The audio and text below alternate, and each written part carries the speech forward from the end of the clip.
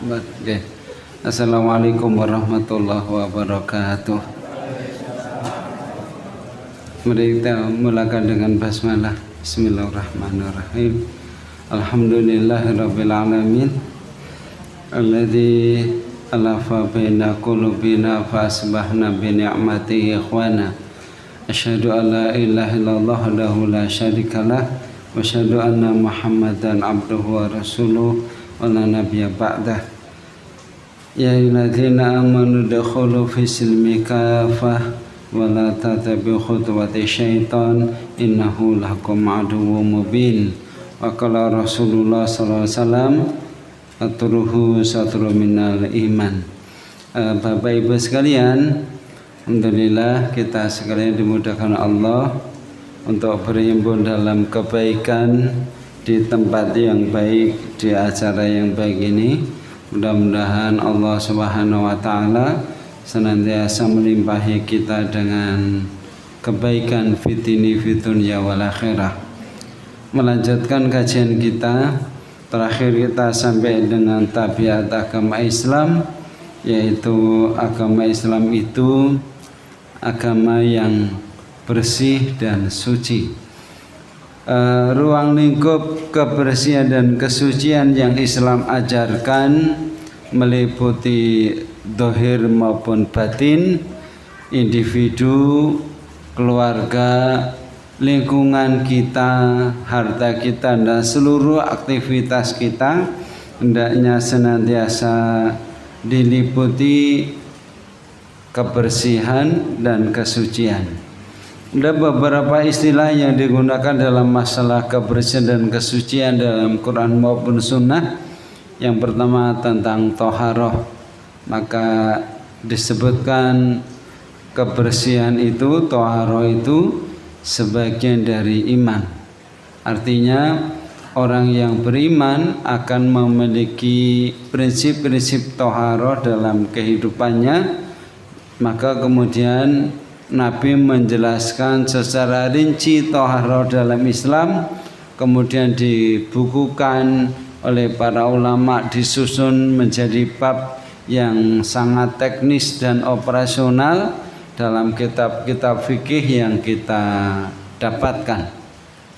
Maka pernah kami sampaikan, tidak ada satupun kitab fikih kecuali bab satu adalah tentang toharoh.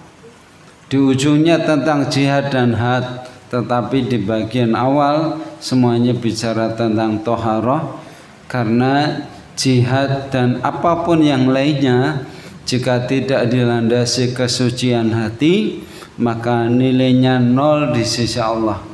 Maka dikisahkan ada 3 orang yang kelak di akhirat dihisab pertama oleh Allah Subhanahu wa taala. 3 orang itu adalah ahlul jihad, para mujahid, kemudian ahlul ilmi, para ulama, yang ketiga aghnia, orang kaya yang mendermakan hartanya di jalan Allah. Mujahid ini dihisab tentang apa yang dilakukan di dunia. Dia dengan bangga dan yakin akan masuk surga karena di dunia dia telah mendedikasikan harta dan jiwanya, pun meninggalnya di jalan Allah Subhanahu wa taala. Tetapi Allah mengatakan kadzabta, engkau itu bohong.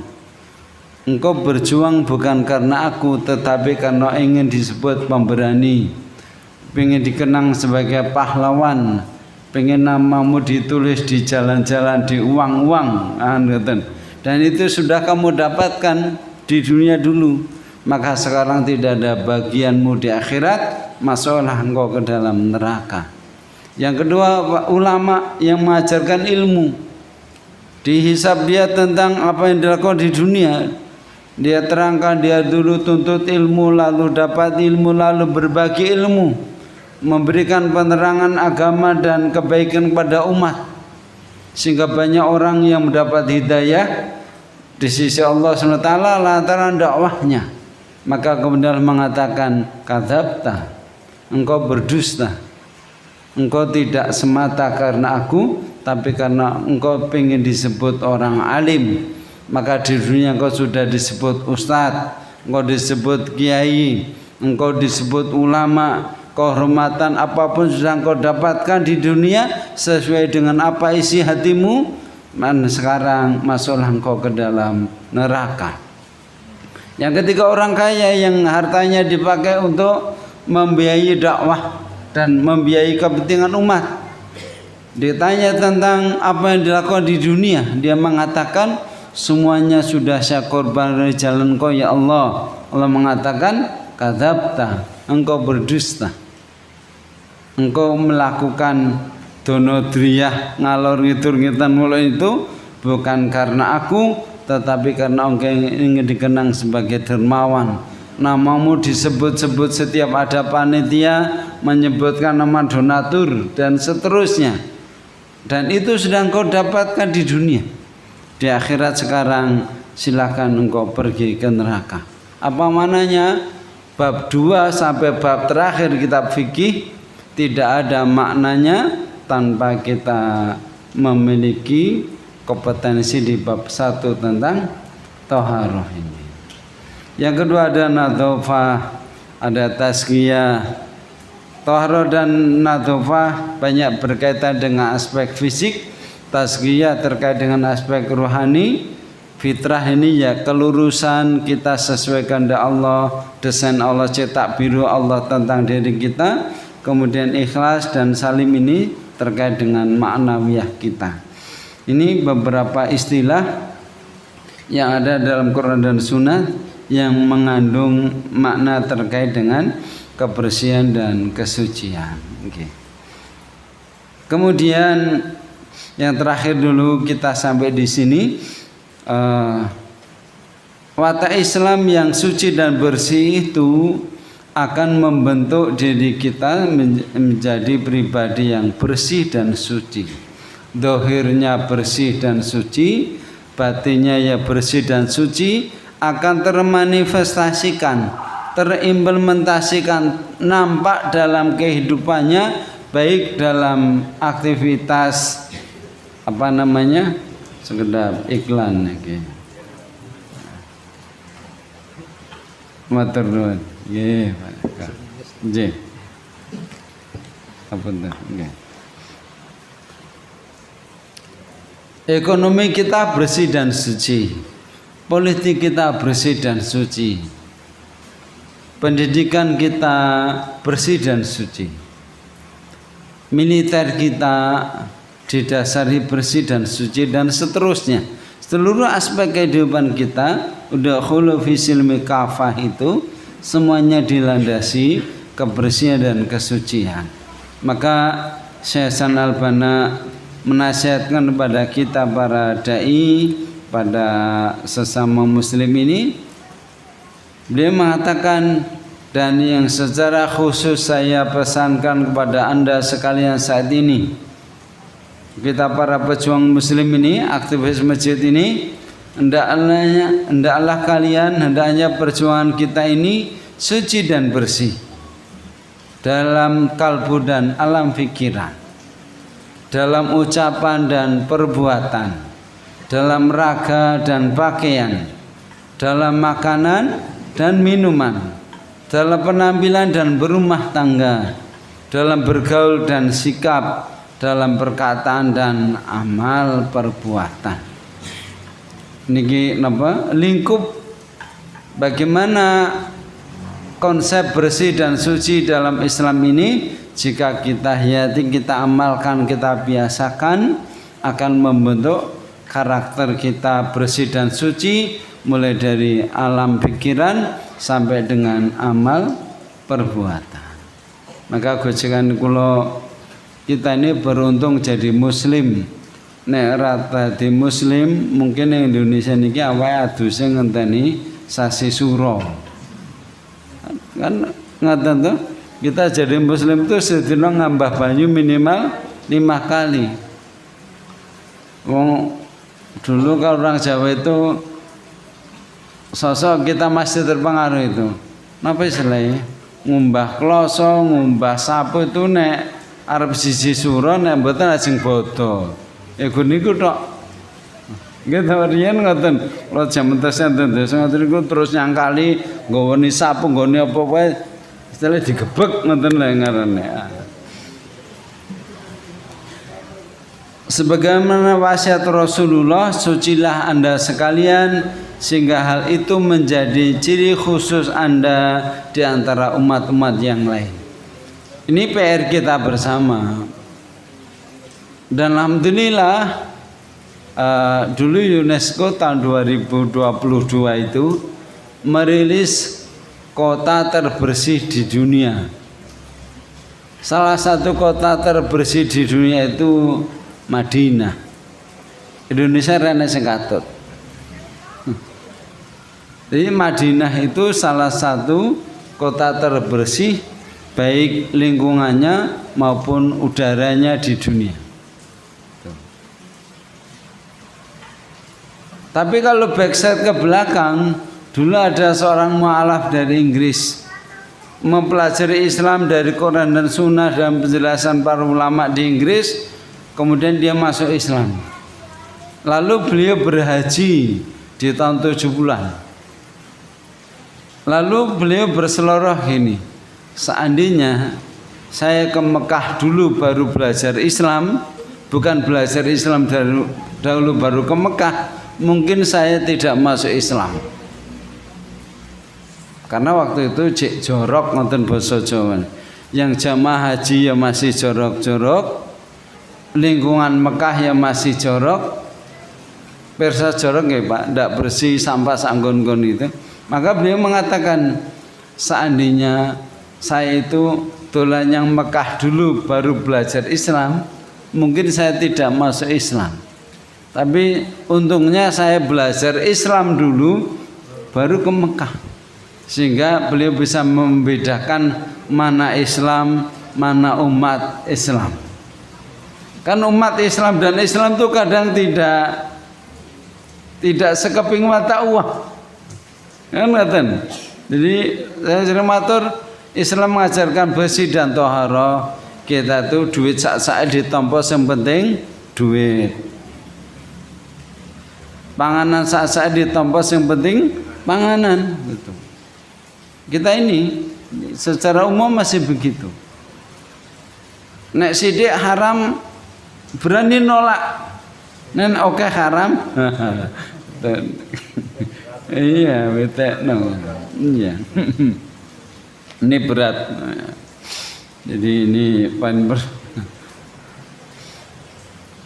sampun nggih, kita lanjut seri yang kelima, tabiat yang kelima dari Islam, dinul ilmi wal amal. Poin kelima yang merupakan tabiat karakteristik ciri khas dinul Islam ini adalah agama, ilmu dan amal. Islam bukan hanya agama ilmu. Kula jenengan sampe ngaji niki untuk merubah hidup, bukan sekedar menambah koleksi pengetahuan tentang Islam. Gak ono gunane kalau ilmu tidak berbuah amal. Bedanya wong ngaji karo orang ngaji itu kan bukan dari tumpuan kitab dan tumpuan pengetahuan, tapi cara hidupnya yang berbeda. Kalau sing ngaji orang ngaji padha kuproe, sing ngaji karo orang ngaji padha ngutangi beler nyaure, apa gunane ngaji? Kan ngoten. Sing ngaji wah sing ora ngaji ngantukan, sing ngaji ngantukan. Apa bedanya? Bedanya wong ngaji karo ngaji itu amalnya. Orang ngaji amalnya dipandu ilmu, ilmunya berbuah amal sehingga memiliki presisi dalam hidup. Ucapannya presisi, perilakunya presisi. Presisi dengan Quran Sunnah. Dan itu konsep hidup terbaik akan menghasilkan amal terbaik. Ngoten. Ya. Islam sangat perhatian terhadap ilmu. Bahkan ayat pertama yang turun pun tentang bagaimana umat ini berilmu. Iqra bismi rabbikal ladzi khalaq. Maka nanti di belakang mungkin ada pesan dari Hasan Al-Banna juga. Setiap muslim hendaknya di rumah itu punya perpustakaan. Jadi pribadi muslim, keluarga muslim di rumahnya punya perpustakaan dan tiap bulan nambah buku, nambah koleksi. Bukan cuma Quran yang dipajang di ruang tamu, kan kita sing di omah iki apa jenenge agamis. Ning Qurane rata didumuk. Rumahnya banyak hiasan kaligrafi. Ning sing di omah rata ngaji. Ini Iqra dan Iqra. Membaca karena memang dari tapi Indonesia ini memang dari PISA apa namanya PISA apa pisang ya Pak Joko Rianto ukuran daya baca kemudian daya nalar. Saya pernah mendengarkan profesor siapa itu Menteri Pendidikan Dikti yang sekarang dia mengatakan ini penelitian internasional lulusan S1 Indonesia itu ada 3 kelemahan. Kelemahan pertama tidak bisa membaca. Mengeja huruf bisa, membaca tidak bisa. Mengeja huruf niki Islam sangat perhatian terhadap ilmu niku mengeja. Membaca Iqra mung kadang-kadang apa ning dalan niku jangan tengok kiri malah tengok kiri. Soalnya kan wis sing masang bakul bakso. Bakul bakso membuat iklan sing antagonis. Bakso ini sebelah kiri jalan. Jadi kaitan kau kulon ajeng ngetan ngoten tulisannya awas jangan tengok kiri. Wong Indonesia niku nek ditulisnya awas malah penasaran. Nggih. Wong tulisannya dilarang parkir ngono ya malah parkir. Dilarang membuang sampah di sini. Di sini niki mriki niki, ning buang sampah ning sampinge ngene. Bisa mengeja tapi tidak bisa membaca. Begitu diberi bacaan panjang, kan menyimpulkan, tidak bisa menyimpulkan. Yang kedua tidak bisa menulis. Nyoret-nyoret noto huruf bisa, nulis tidak bisa. Begitu diminta untuk menuangkan isi pikirannya, ora gathuk. Tulisannya pada suatu saat ngenedak dua demi. Kalian zaman dulu ketika sekolah kon nulis apa gitu, saya tulis kalimat pertama pada suatu hari, pada suatu saat wis ora bentuk kabeh. Yang ketiga aspek numerasi, tata kelola angka. Daya baca umat Islam Indonesia ya penduduk Indonesia itu memang sangat rendah. Kita ini kan hobinya jiping, persa jiping ya Pak, ngaji kuping nih ya Pak. Mangkat wong tok, nggak buku nyora nulis nyora, nonton niku. Umpama ngaji Bapak Ibu bijing pengajianipun menggunakan kitab niki regane 1.000 orang mangkat. Pemerintah kon ngapal ke, Mbak. Tuh ngapal ke saya tuh kayak kiamat tuh. Ini level kita, PR kita bersama memang. Maka PR keluarga Muslim adalah menjadi keluarga pembelajar dimulai dari keluarga yang punya budaya membaca. Membaca itu di dalamnya ada analisis, ada evaluasi, ada sintesis dan taksonomi belum yang lainnya yang merupakan bagian dari makna dari Iqra bismi rabbika ladzi khalaq. Maka kalau kita melihat bagaimana Umar pertama kali membaca Al-Qur'anul Karim Toha 1 sampai 10. Apa yang terjadi pada diri Umar ketika membaca ayat itu? Yang awalnya dia kafir, tiba-tiba dia beriman. Yang awalnya hendak membunuh Rasulullah, kemudian dia menjadi pembela Rasulullah. Apa mananya? Asasul inqilab. Membaca itu harus menjadi asas perubahan. Tanda orang membaca hadirnya perubahan dalam hidupnya. Begitu membaca Toha Mazal Quran Litasqo setelah ayat 10, Umar kemudian mendapat hidayah masuk Islam. Beliau membaca. Nah, kita sih maca bendino dong gitu. Umar membaca ayat 1 sampai 10 surat Toha, merubah hidupnya dari semula jahiliyah menjadi pembela Islam. Artinya apa? Pintu perubahan asasul inqilab itu adalah Iqra. Kalau orang itu membaca, bukti dia sudah membaca, perubahan. Terus naik kampanye nih kalau calon mesti sing apa lawannya petahana perubahan. Ini ya berubah. Ya kurus slogan. Tapi tanda orang sudah membaca itu ada perubahan.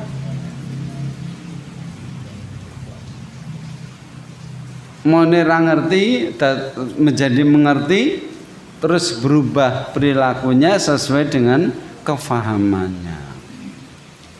Ini yang pertama.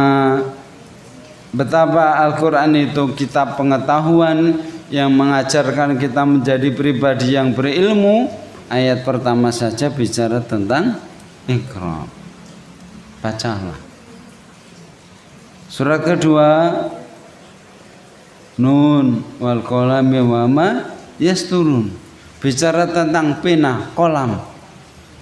Dunia tulis menulis, ilmu pengetahuan. Maka kalau umat Islam ini gak cinta ilmu, gak cinta sekolah, gak cinta belajar, kuwi jane kitabe apa ngono.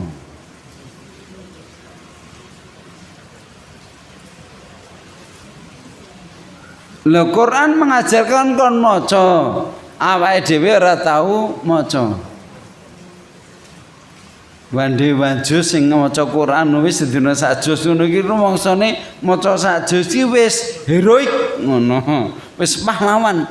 Padahal dianjurkan kalau menurut Hasan Al-Banna itu minimal 100 satu hari membaca 100 halaman buku baru di samping membaca wande wanjus. Bacalah sehari minimal 100 halaman lembar baru.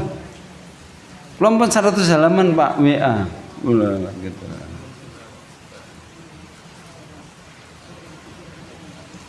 Dianjurkan 30% penghasilan kita dipakai untuk pengembangan keluarga. Salah satunya adalah menambah koleksi kitab dan buku. Di terong yuto sing 600.000 tinggi mundut buku gue satu keluarga. Ya apapun bukunya. Walaupun sekarang kita bisa mengakses e-book. Tapi ukuran kita 50 tahun ke atas niki kan lebih nyaman baca buku daripada membaca HP. Niki, tapi lifestyle orang sekarang nggih berubah. Ngedep Quran sing tulisan nggon buku setengah jam mripate merem siji. Nek nyekel HP ki sak jam ora merem-meremi. Nggih, ini surat ketiga pun juga tentang membaca. Waratilil Qur'ana tartila. Tartil itu maknanya maca Quran sak maknane. Tidak sekedar fasih secara membacanya, tapi apa isinya kita fahami. Itu namanya waratil Qur'ana tartila. Walaupun level umat kita baru tartil dalam membaca, belajar tahsin, belajar tajwid dan seterusnya. Belum tartil dalam arti kata membedah makna dari kata-kata yang Allah tuliskan dalam Al-Quran. Kemudian bahkan tentang syahadah pun di surat Muhammad 19 itu syahadat kita itu sah. Mungkin sudah disampaikan dulu almarhum guru kita tentang syurutul qabuli li syahadah, syarat diterimanya ucapan doa kalimat syahadah. Menyatakan Islam, masuk Islam dengan mengucapkan dua kalimat syahadah. Tapi apakah syahadatnya pasti diterima? Belum. Sebelum syarat-syaratnya terpenuhi. Ada 7 syarat diterimanya syahadat itu. Salah satunya adalah al-ilmu. Fa'lam annahu la ilaha illallah. Maka ilmuilah, fahamilah bahwa tiada ilah kecuali Allah. Artinya ucapan la ilaha illallah itu harus didasari, dilengkapi dengan pemahaman, dengan ilmu. Bukan mantra yang diucapkan tanpa pemahaman. Karena sesuatu yang diucapkan, dilakukan dengan ilmu, dengan yang tanpa ilmu, konsistensinya, istiqomahnya akan berbeda. Bahkan Allah juga bicara tentang derajat manusia di muka bumi, yarfa'illahu ladina amanu minkum waladina utul ilma darajah. Allah meninggikan derajat orang-orang yang beriman dan yang berilmu di antara kamu beberapa derajat. Faktanya demikian. Ketika dunia ilmu pengetahuan itu lari dari dunia Islam, maka umat ini hanya jadi konsumen negara-negara kafir. Sampai hari ini kan ngeten. Kita ini kan cuma di remote orang lain. Termasuk tanah air kita di remote orang lain. Jangan bisa bayangkan laut di kapling. Kalau kayak yang terakhir ini kita dengar itu kan, segoro wis ana HGB ini. Guna bangunannya wis dipasangi pring-pring. Ini kan prinsip kedaulatan negara. Kalau sampai nanti itu diuruk, kemudian pantainya menjorok ke sana, dan yang dipikir pantai itu orang-orang asing itu, maka barang-barang akan masuk ke negara Indonesia tanpa ada cukai dan tanpa ada pengawasan dari pemerintah Indonesia. Senjata masuk, narkoba masuk, apapun masuk, barang-barang ilegal masuk. Udah habis kita nanti. Ini bukan sekedar urusan masang pring di tengah lautan, tapi ini masalah kedaulatan.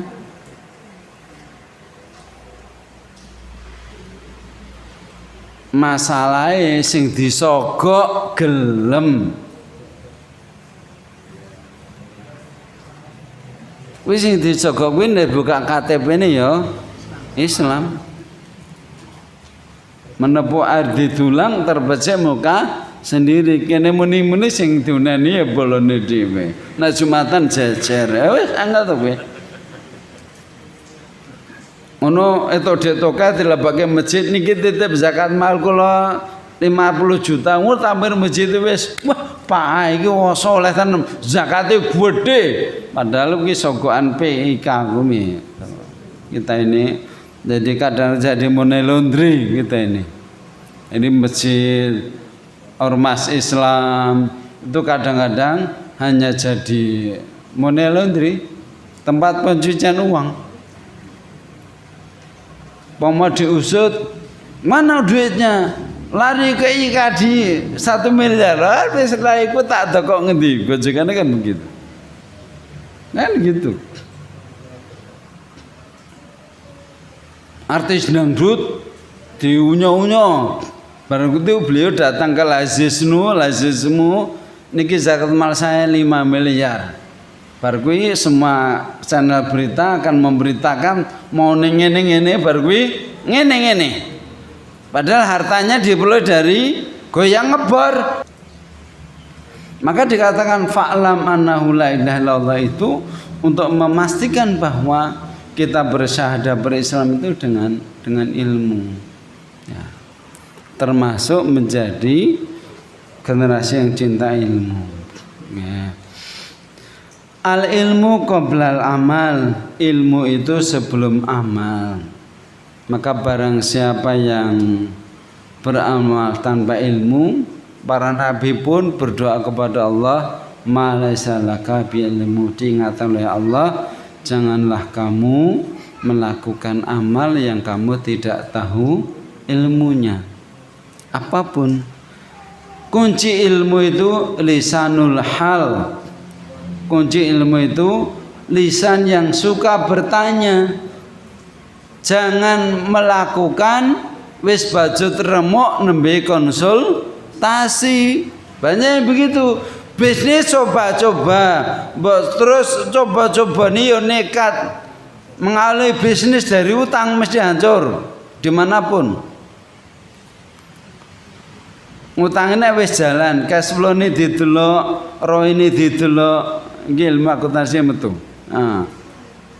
Semua dilihat, kira-kira nek nglebokke utang semene bagi hasil sekian, perolehan laba bulanan itu bisa nutup ora dihitung. Jangan berdasarkan asumsi dan angan-angan. Wah, iki modalku 500.000 wae badine semene. Iki nek 50 juta ndah tambah piro badiku tambah gede. Tapi itu hanya angan-angan, enggak main data. Begitu ngutang bank 50 juta ternyata tidak seperti yang dibayangkan. Anak-anak bagi hasilnya sekian ke bank, labanya ternyata tidak nutup. Jadi bisnis harus berbasis data, berbasis ilmu. Maka Islam cinta ilmu itu mengajarkan pakai ilmu itu apa-apa ditoto pakai ilmu. Jangan asumsi. Kok nek kejeglong sambat ngalor idul di Masiwan kira sambat laskar gebuk riba. Karena saya matur dulu kan ada wong wedok nang pokok itu ditolong Mas Iwan dan kawan-kawan laskar gebuk riba itu. Mas Iwan terus balik ke kantor Ikadi cerita sama saya, lu kasihan tat. Lah piye Mas? Ibunya itu kejerat 32 rentenir. Mas Iwan semut tak seneni ya. Mas, gua tenaga. Nek kejeglong siji loro bang plecit itu kepepet. Nek wis 32 kuwi watak. Gitu Pak? Hobi. Ndak ngutang ndak semangat. Lho nek pun 32. Jangan saged bayangke kira-kira sedina lebone piro kuwi. Mungkin sekolah mlebu 8 jam. Esuk jam 6 ana setoran, jam 7 ana setorane antulum dalek gitu. Ngono sik ngadake sertifikat maratuane ning BRI. Ngono meneh bojone ora ngerti. Wis to? Disolke ta, Pak? Tukar rugi apa-apa? Jangan iki. Kenapa begitu? Tidak mendasarkan pada ilmu. Termasuk ini PR kita, anak-anak kita, adik-adik kita. Tidak ada ibadah yang lebih panjang waktunya, lebih banyak resikonya daripada ibadah berkeluarga. Tapi tidak banyak anak-anak kita yang menikah dengan bekal ilmu yang cukup. Jadi pun mulai apik sekarang Kemenak itu sekarang wajib apa namanya Pak? Kayak training keluarga itu loh. Kajian pranikah kalau di teman-teman lain itu. Saya sering menyampaikan juga ke mahasiswa anak-anak. Kamu jadi pejabat belum tentu. Kamu jadi orang kaya belum tentu. Jadi pengusaha belum tentu. Jadi apa namanya pegawai belum tentu. Tapi yang nyaris pasti kamu akan menikah. Gitu Pak. Tapi betapa banyak orang mempersiapkan untuk jadi akuntan sekian puluh tahun. Jadi lawyer sekian tahun. Jadi apapun profesinya dari TK, SD, sampai SMA, sampai S1, S2, S3 sekian tahun untuk profesi yang akan ditinggalkannya. Kan semua ada masa pensiunnya. Tapi berapa banyak dan berapa tahun orang mempersiapkan untuk berkeluarga, ilmunya itu berapa? Pada berkeluarga lebih panjang, lebih lama waktunya daripada profesi apapun yang sedang kita kerjakan. Wal kalau Pak Jokowi 60 tahun toh Pak, 60 tahun bar niku Wis kudu lunga, ora lunga malah wis pensiun kok nyang kantor wae iki ngopo gitu. Loh, semuanya itu akan sampai pada titik kita dilokke.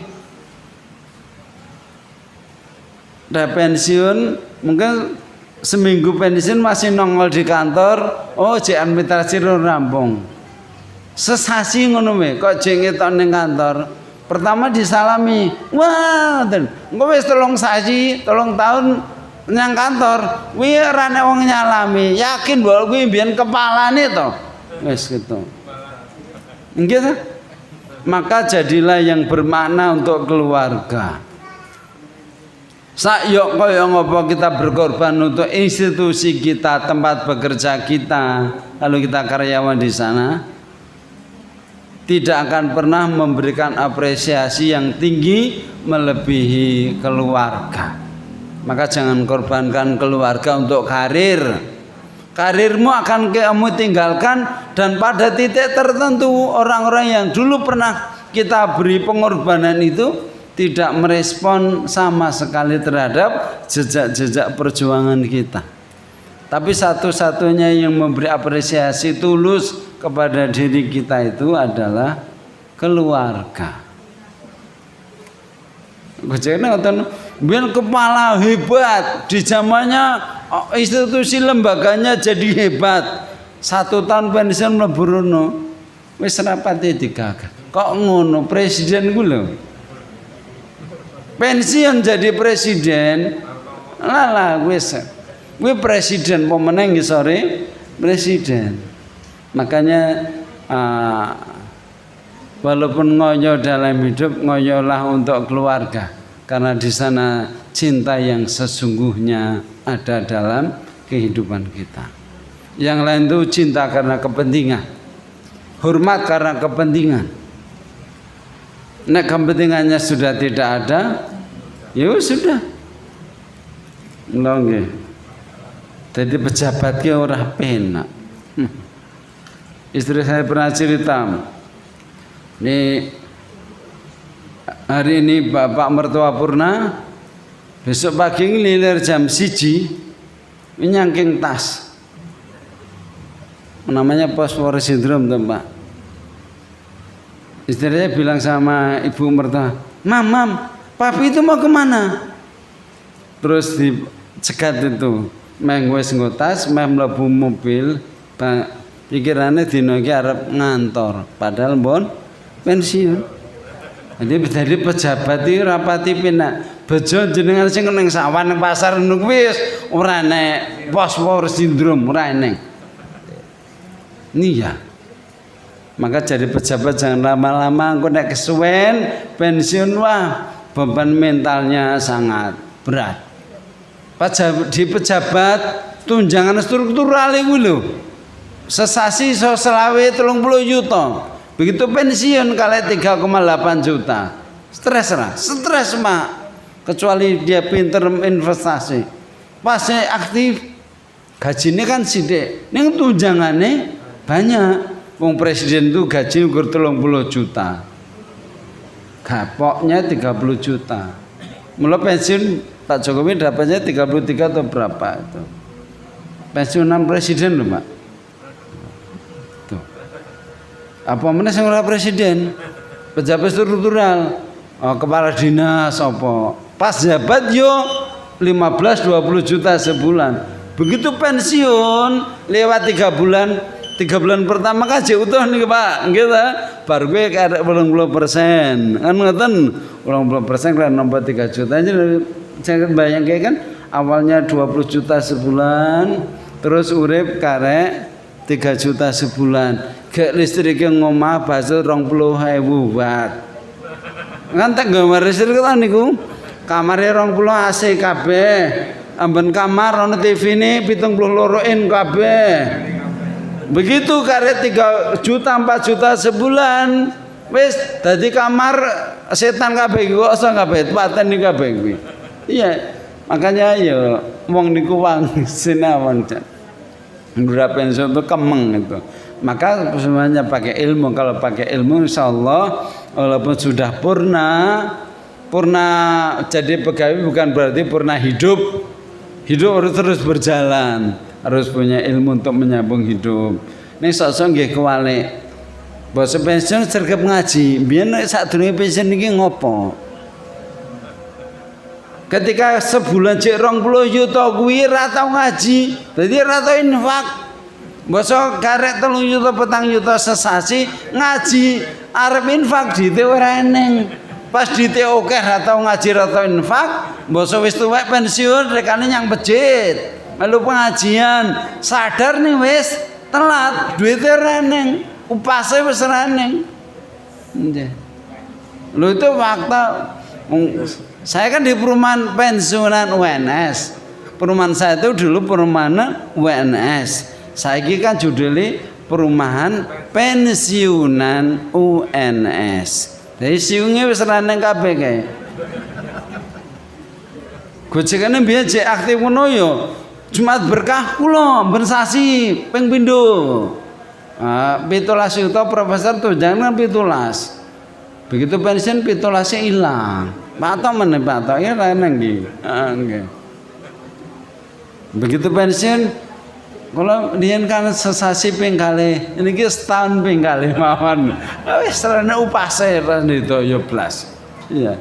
Itulah namanya jenenge fakta dan ya wis ngono kuwi kahanan kita. Nggih. Ngaten pun isa njing disambung melih. Tapi memang kuncinya ilmu agar bisa stabil ibadah kita, stabil kehidupan kita, termasuk dalam banyak hal. Kalau tentang dunia saja perlu ilmu, apalagi tentang agama jauh lagi perlu ilmu agar tidak jatuh pada pemahaman dan pengamalan yang tidak sesuai syariat.